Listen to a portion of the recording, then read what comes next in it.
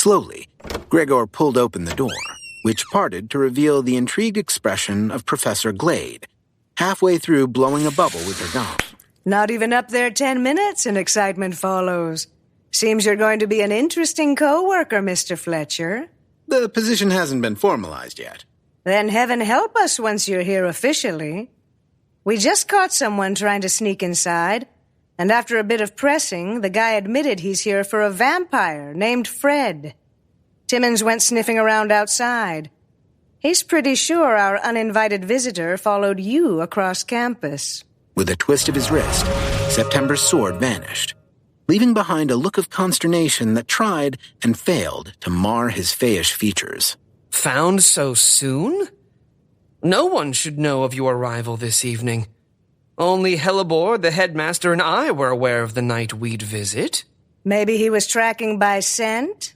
Oh, is the intruder a Therian? Not unless he's some kind of deathrope. Our guy is a vampire. Professor Glade's casual tone was an ill fit for the sudden storm of terror that descended upon me at her words. Someone had found me already. Someone clued in and connected, who could find out about the trip I hadn't even planned for, and then sneak onto campus undetected. The pool of potential suspects was already worryingly low, and when adding the criteria of vampire to the mix, there was a single suspect who stood out above the rest.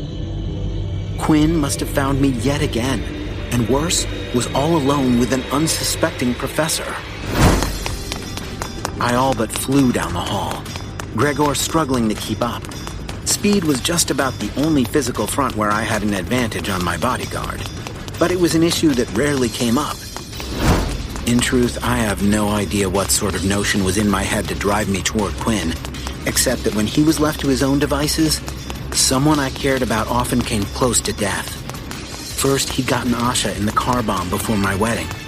Then he'd managed to burn down Charlotte Manor. Whatever he was scheming, whoever he planned to hurt next, I knew I had to do something to stop him.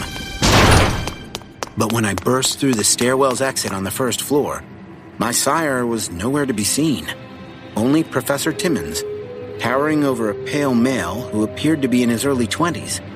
Short brown hair, medium height, dressed like it was daytime in the middle of summer with a tank top and basketball shorts. Hearing the door slam open, this mystery fellow turned, his face freezing up at the sight of me. The reaction was especially curious because I didn't recognize him, although there was something familiar in those features.